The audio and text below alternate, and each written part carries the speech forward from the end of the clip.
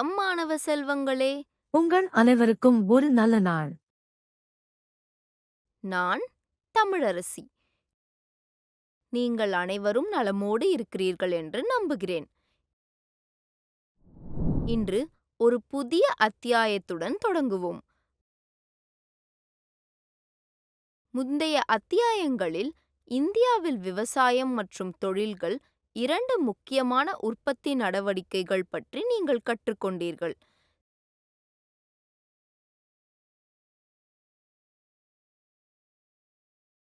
சேவை நடவடிக்கைகள் உற்பத்தி நடவடிக்கைகளின் மற்ற முக்கிய துறையை உருவாக்குகின்றன.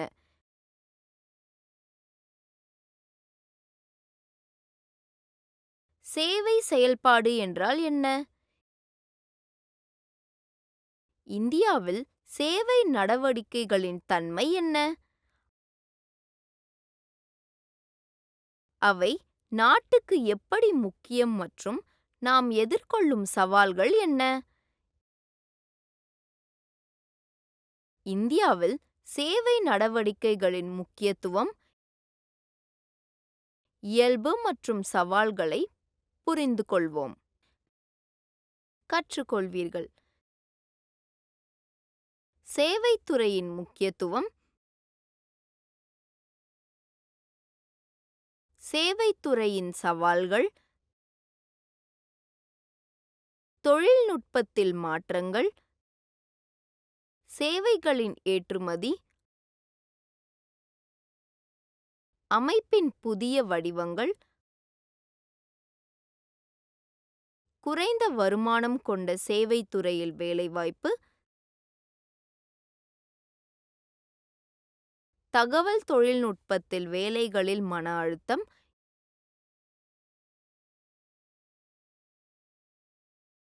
இன்று விரும்பிய சேவை.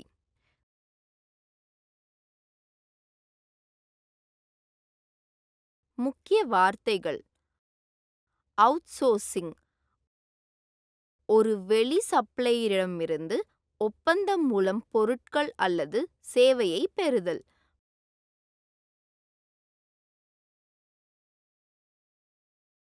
பல் உதவியாளர், பல் உதவியாளர் பல் மருத்துவர், பல் சிகிச்சையாளருக்கு நேரடி ஆதரவை வழங்கும் நபர்.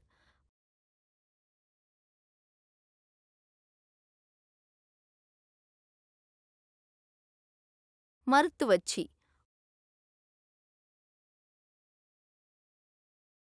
ஒரு நபர், பொதுவாக ஒரு பெண், பிரசவத்தில் பெண்களுக்கு உதவ பயிற்சி பெற்றவர்.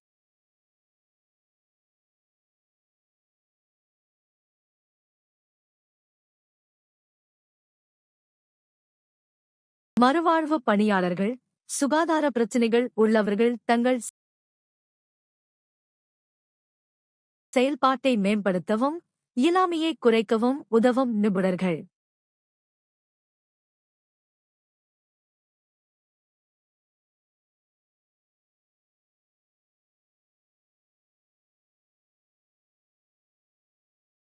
பன்னாட்டு நிறுவனங்கள்,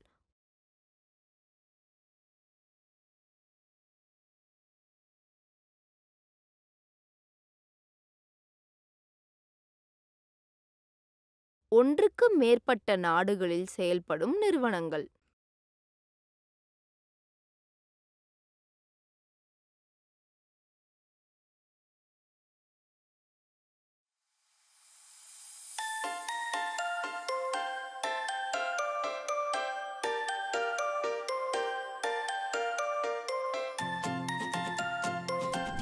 சேவை நடவடிக்கைகளின் முக்கியத்துவம். விவசாயம் மற்றும் தொழில்துறைக்கு சேவை நடவடிக்கைகள் முக்கியம்.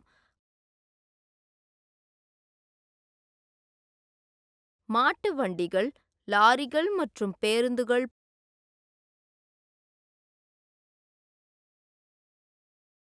போன்ற போக்குவரத்து வசதிகள் இல்லாமல் நெல் மற்றும் காய்கறிகள் போன்ற பயிர்களை நகர்த்துவது கடினம்.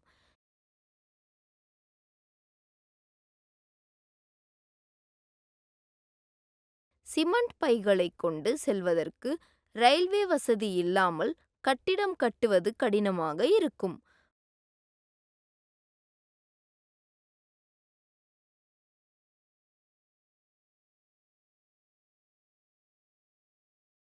பொருட்கள் சந்தையை அடைந்த பிறகு மக்கள் அவற்றை நுகர்வோர் அல்லது பிற உற்பத்தியாளர்களுக்கு வாங்கி விற்க வேண்டும்.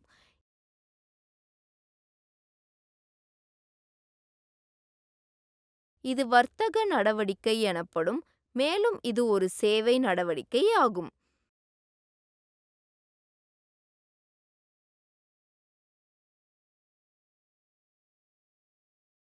சேவை நடவடிக்கைகளில் பணிபுரிபவர்கள் விவசாயம் அல்லது தொழில்துறை போன்ற பொருட்களை உற்பத்தி செய்வதில்லை.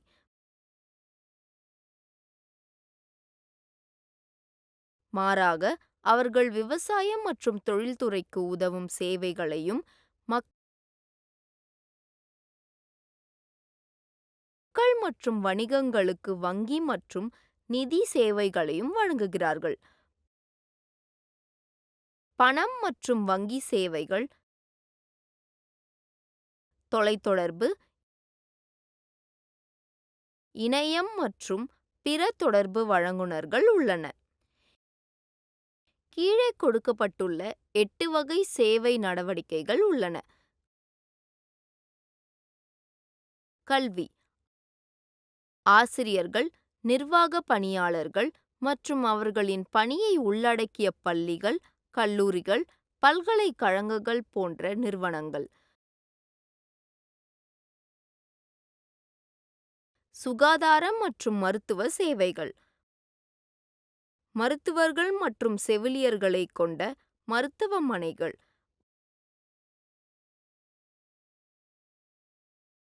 வர்த்தகம். பல்வேறு கொள்முதல் மற்றும் விற்பனை நடவடிக்கைகள், மொத்த மற்றும் சில்லறை விற்பனை.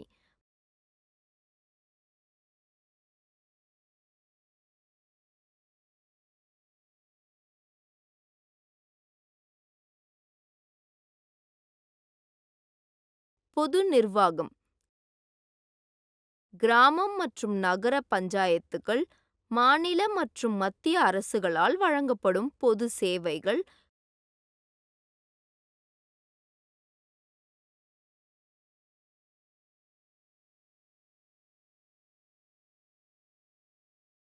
காவல் நிலையங்கள், அரசு துறைகள், நீதிமன்றங்கள் மற்றும் பிற நிர்வாக பணிகளில் பணிபுரிபவர்களும் இதில் அடங்குபவர்.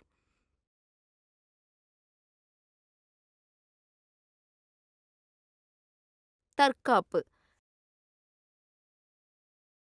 இராணுவம், கடற்படை, விமானப்படை போன்ற ஆயுதப் படைகளால் ஈடுபடுபவர்கள்.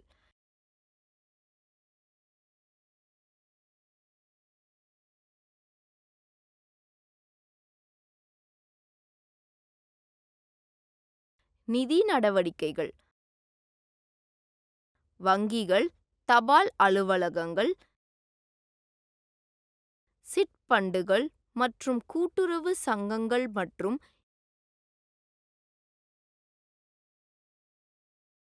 இது போன்ற பிற சேவைகளில் பணிபுரியும் பல்வேறு ஊழியர்கள்.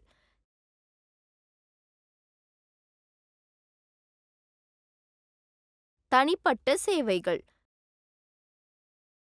வீட்டு வேலைகள், சலவை செய்தல்,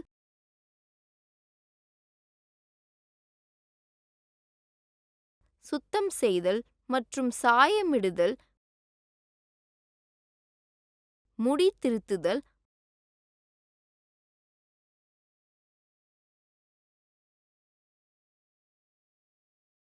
அழகு நிலையங்கள், தையல் கடைகள் மற்றும் புகைப்பட மற்றும் வீடியோ ஸ்டுடியோக்கள் போன்ற சேவைகளை வழங்கும் தொழிலாளர்கள்.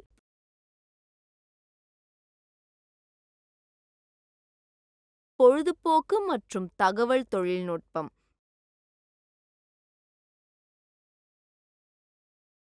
திரைப்படம், தொலைக்காட்சி, ஊடகம், செய்தித்தாள், தொலைக்காட்சி சேனல்கள் மற்றும் விளம்பர தொழில்களில் பணிபுரிபவர்கள்.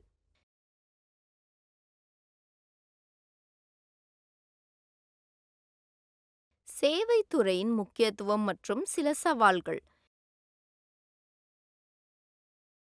இந்தியா போன்ற வளரும் நாடுகளில் சேவைத் துறைகளை மேம்படுத்த பல முயற்சிகள் உள்ளன.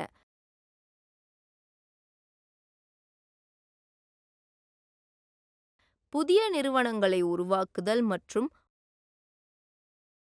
உள்கட்டமைப்பு மற்றும் சேவைகளை மேம்படுத்துதல் ஆகியவை இதில் அடங்கும்.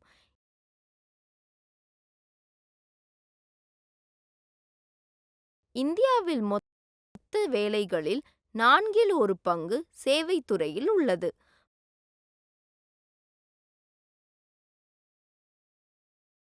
மக்கள் சிறந்த வருமானம் ஈட்டுவதும் தங்கள் பணத்தை வித்தியாசமாக செலவு செய்வதும் சேவை வேலைகளின் வளர்ச்சிக்கு ஒரு காரணமாக இருக்கலாம். அவர்கள் கல்வி, பொழுதுபோக்கு, வெளியில் சாப்பிடுதல் மற்றும் சுற்றுலா போன்றவற்றில் அதிக செலவு செய்கிறார்கள்.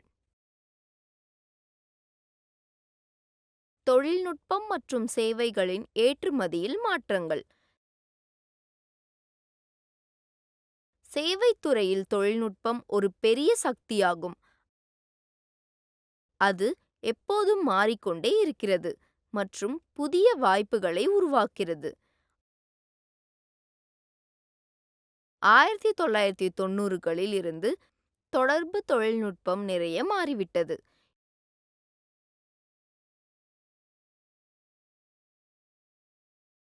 இந்தியாவில் வணிக செயல்முறைகள் அவுட்சோர்சிங் அதாவது BPO உலகம் முழுவதும் உள்ள மக்களுக்கு சேவைகளை வழங்குவதற்கான வேலைகளை இளைஞர்களுக்கு வழங்குகிறது.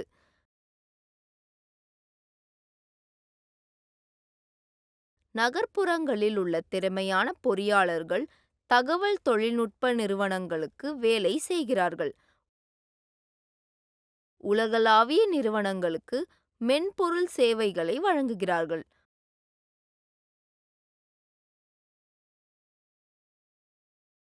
ஊடகம், தொலைக்காட்சி உள்ளிட்ட பொழுதுபோக்கு துறையும் வேலை வாய்ப்புகளை உருவாக்குகிறது.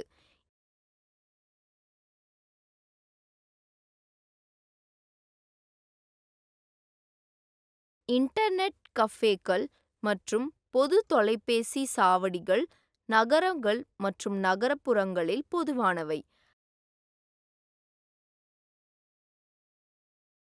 விளம்பரத் துறையும் வேலை வாய்ப்புகளை உருவாக்கியுள்ளது.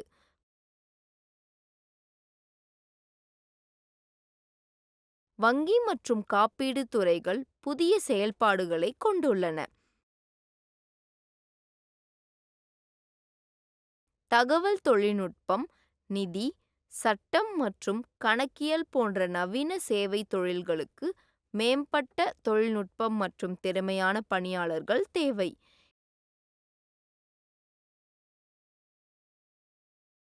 இந்த துறைகளில் வேலை வாய்ப்புகள் குறிப்பாக கிராமப்புற இளைஞர்களுக்கு கல்வி மற்றும் கிராமப்புற உள்கட்டமைப்பில் பொது முதலீட்டை சார்ந்துள்ளது.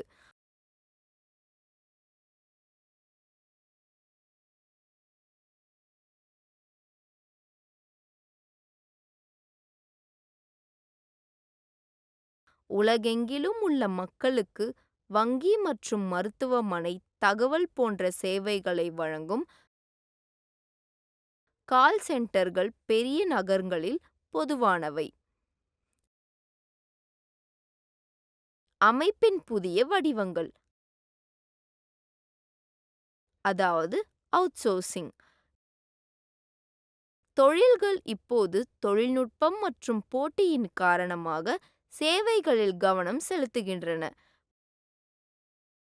பணத்தை மிச்சப்படுத்தவும் கூடுதல் பலன்களை வழங்குவதை தவிர்க்கவும் அவர்கள் சேவைகளை அவுட்சோர்ஸ் செய்கிறார்கள்.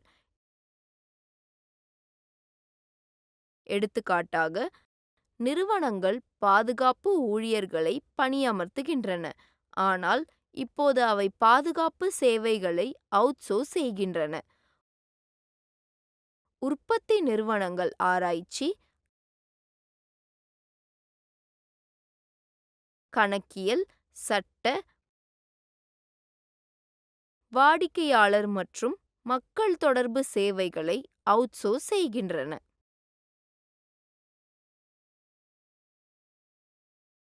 குறைந்த வருமானம் கொண்ட சேவைத் துறையில் வேலைவாய்ப்பு.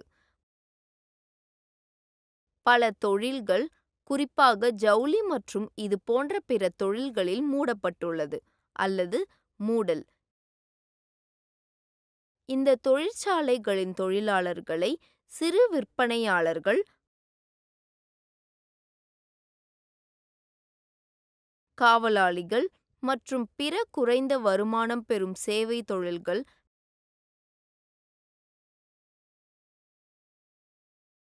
வேலை செய்ய நிர்பந்திக்கப்பட்டுள்ளது.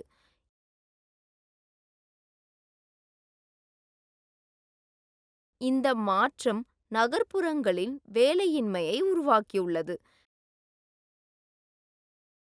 கிராமப்புறங்களை சேர்ந்தவர்கள் நகரத்திற்கு வேலைக்கு வருகிறார்கள்,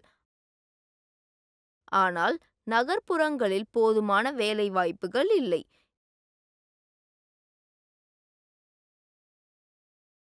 எனவே அவர்கள் மீண்டும் விவசாயத் துறைக்கு செல்கிறார்கள் அல்லது சேவைத் துறைகளில் பல திறமையற்ற குறைந்த வருமானம் தரும் வேலை வாய்ப்புகளில் இறங்குகிறார்கள்.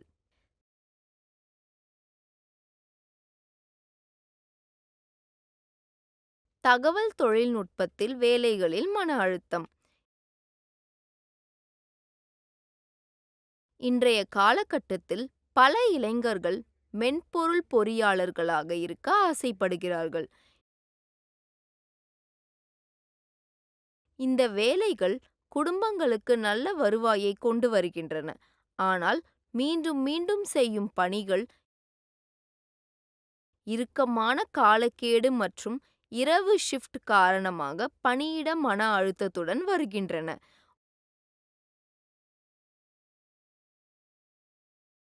ஒரு ஐடி நிபுணர் ஐடி மூலம் தங்கள் வாழ்க்கை எவ்வாறு மேம்பட்டது என்பதை பகிர்ந்து கொள்கிறார்.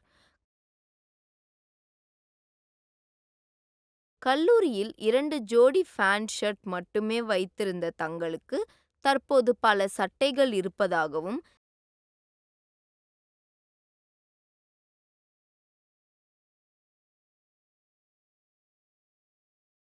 செலவை பற்றி கவலைப்படாமல் நல்ல தரமான ஆடைகளை வாங்க முடிகிறது என்றும் தெரிவித்தார்.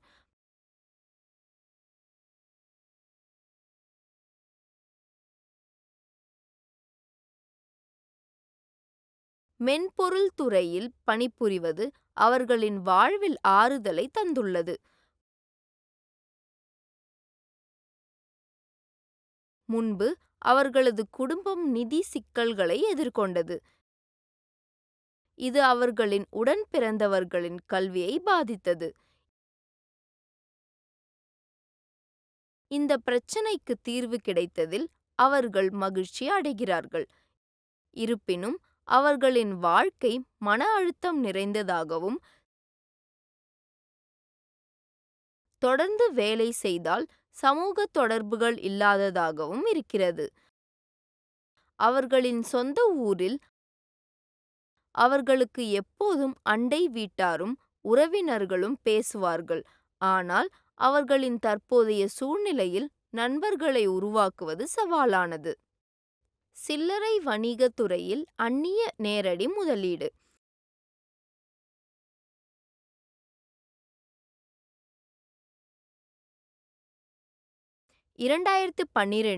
FDI கொள்கையின் கீழ் வெளிநாட்டு நிறுவனங்கள் இந்தியாவில் கடைகளை திறக்கலாம்.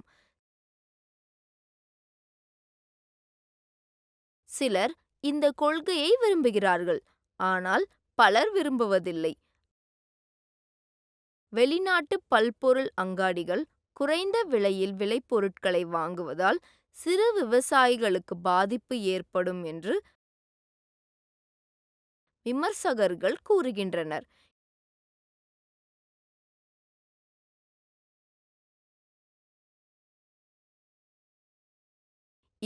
முதல் 40 விழுக்காடு விவசாய பொருட்கள் மோசமான சேமிப்பு காரணமாக வீணாகின்றன. இந்த நேரத்தில் பன்னாட்டு நிறுவனங்களுக்கு மட்டுமே கிடைக்கும் நவீன சேமிப்பு வசதிகளில் அரசாங்கம் முதலீடு செய்ய வேண்டும்.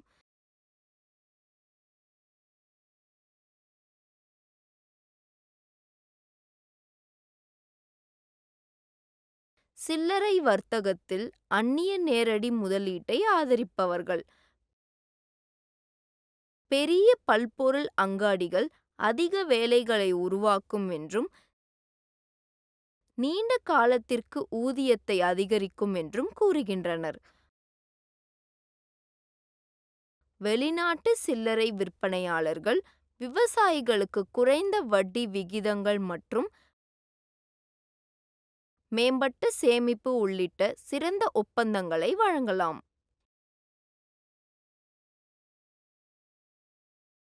இந்தியாவில் திறமையான சுகாதார பணியாளர்கள் இல்லை. நமது நாட்டிற்கு சுகாதாரத்துறையில் பணிபுரிய 6.4 மில்லியனுக்கும் அதிகமாக பயிற்சி பெற்றவர்கள் தேவை. உத்தரப்பிரதேச மாநிலத்தில் மட்டும் 1 மில்லியன் தொழிலாளர்கள் தேவை.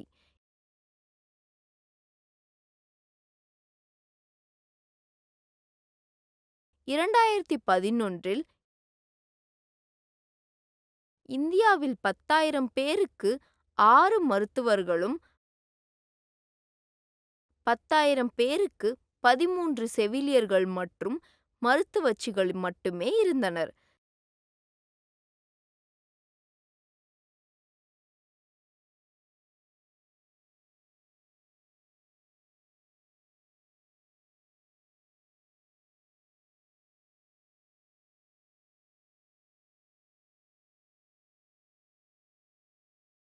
தாய்லாந்து, இலங்கை, சீனா, இங்கிலாந்து மற்றும் அமெரிக்கா போன்ற பிற நாடுகளை விட இது மிகவும் குறைவு.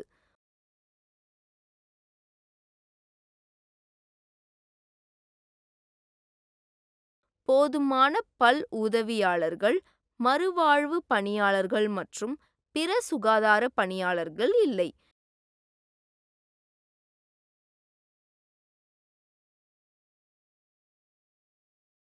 சில பகுதிகளில் மற்றவற்றை விட சிறந்த சுகாதார வசதிகள் உள்ளன. இந்தியா அதிகமான சுகாதார பணியாளர்களுக்கு பயிற்சி அளித்ததால் போதுமான மருத்துவர்கள் இல்லாத பகுதிகளில் உள்ள மக்களுக்கு அவர்கள் உதவ முடியும். இந்தியாவும் பொருளாதாரம் வளர்ச்சியடைய மற்ற தொழில்களில் அதிக வேலை வாய்ப்புகளை உருவாக்க வேண்டும்.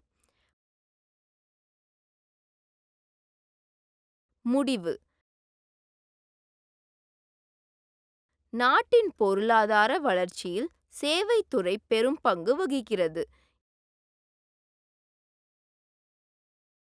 இது நாட்டின் படித்த மற்றும் திறமையான இளைஞர்களுக்கு வேலை வாய்ப்பை வழங்குகிறது மற்றும் நாட்டின் மொத்த உள்நாட்டு உற்பத்தியில் குறிப்பிடத்தக்க விகிதத்தில் பகுதி பங்களிக்கிறது.